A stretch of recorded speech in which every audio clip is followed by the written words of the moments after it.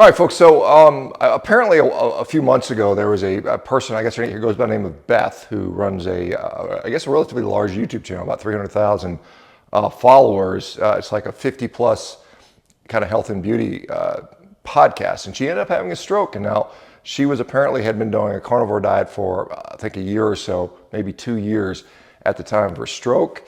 And she has now said that I'm no longer going to do any carnivore diet. I'm transitioning to a more of a plant-based diet to decrease my risk for ischemic stroke. And so people wanted to get my sort of thoughts on that. And first of all, absolutely, I sure feel bad for anybody that has a stroke. Fortunately, she seems to have recovered from it with, I think, minimal sequelae from that. Now, the question is, was it caused by being on a carnivore diet? Now, the real answer is we have no real way of knowing. Interestingly, and I don't know all the details here, but what I do know is that she was told that the reason for her stroke was due to a small hole in her heart. And so people are like, well, what is that all about, a small hole in the heart? Well, most likely it was something called a PFO, a patent foramen ovale. And so when we are, developing as a baby in the womb or a fetus in the womb, we don't have lungs that are breathing, right? And so our circulation has to bypass the lungs. And so the way it does that is through a hole that connects the left and the right side of the heart in the upper part, the atriums. But when we're born, that hole is supposed to close down, and sometimes it doesn't close all the way. So you have this little bit of extra blood flow that goes back and forth, and it's kind of irregular blood flow, which can sometimes lead to the formation of clots, right? And of the 600,000 ischemic strokes that occur, and this is what she apparently had, an ischemic stroke. What is an ischemic stroke? Well, it means that the circulation to part of the brain has been compromised. Either a clot goes up there and clogs things up, or perhaps a piece of atherosclerosis, some heart disease or disease in the neck breaks off and goes up into the head. And she ended up having, she ended up undergoing TPA. So there was the so-called clot buster drugs, which break the clot up very quickly, which fortunately allowed her to probably recover with very little, long-lasting symptoms, thankfully for her.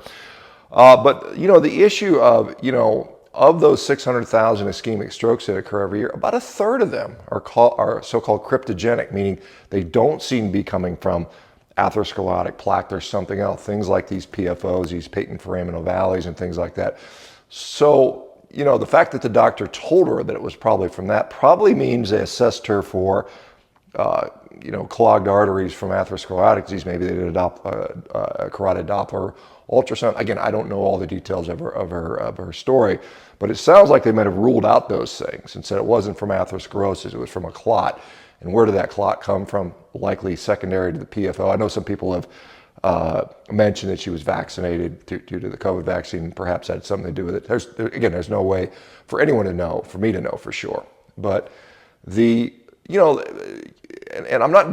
certainly wouldn't blame her for saying I had an ischemic stroke. One of the risk factors for ischemic stroke is cardiovascular disease, and I don't want to have that. So she's trying to minimize her risk by adopting a very low-fat, presumably plant-based diet, which will undoubtedly decrease her risk for an ischemic type of event. Now, there's another type of stroke called a hemorrhagic stroke, and we know that plant-based diets increase the risk of hemorrhagic strokes. And so hemorrhagic strokes are secondary when the vessels actually bleed into the head. So it's interesting to see. I'm hopeful. Hopefully she will do well on this new dietary venture. Hopefully she won't have issues with frailty and osteopenia and some of the things that are so common with plant-based diets. So hopefully she adds lots of protein in there, does resistance training if she's not doing that already, and continues to do that. But, again, it's hard to say. Did being on a carnivore diet cause her to have a stroke? It's speculative at best. I suspect it's probably, since the doctors told her it was due to a hole in her heart, it was probably due to that more than anything else. That just increases the risk for stroke, because she had it at a relatively young age. And this is typically the reason people have strokes at younger ages are due to things like, PFOs and things like that. So anyway, let me know what you guys think. I hope, Beth, I hope you recover well. I know she said that no one reached out to her. She reached out to some other carnivore influencer. I don't think she ever reached out to me particularly. I don't remember it if she did. She said she sent an email to Ken Berry, but never heard a response. So this is the first I'm hearing of it. This is my general thoughts. I don't have all the details, but based on the little that I know, that's the input I'd provide. With regard to carnivore diet and risk for atherosclerotic heart disease or cardiovascular disease, again, I'm not here to say that there's no risk associated. I'm not here to say that it doesn't increase your risk, because for all we know, it might. I am here to say that you can reduce a lot of risk factors for cardiovascular disease by going carnivore. And the only one that seems to be an outlier is that LDL cholesterol. And that only seems to be occurring primarily when you get really lean, as per the latest meta-analysis that was done by Sotomoda. So interesting. We'll see as we get more data as time goes by. Remember, we are looking at, when we look at risk stratification, we're talking about general populations, right? Remember, for years we used to talk about heart attack risk, and it was all based upon men, right? And then all of a sudden somebody started saying, well, wait, women present differently. They have different risk profiles. They have different physiology, and therefore we can't talk about women the same way we talk about men when it comes to heart disease. I mean, there's some overlap, but there's some serious differences. And what we're looking at now in the carnivore, the low carb, the ketogenic population, particularly people that are lean and metabolically healthy, which perhaps presumably she looks like she's quite lean, that's a different population altogether. This is studying apples versus oranges, and we don't have a lot of data on the oranges yet. We're getting it though, guys. All right, guys, you have a great one.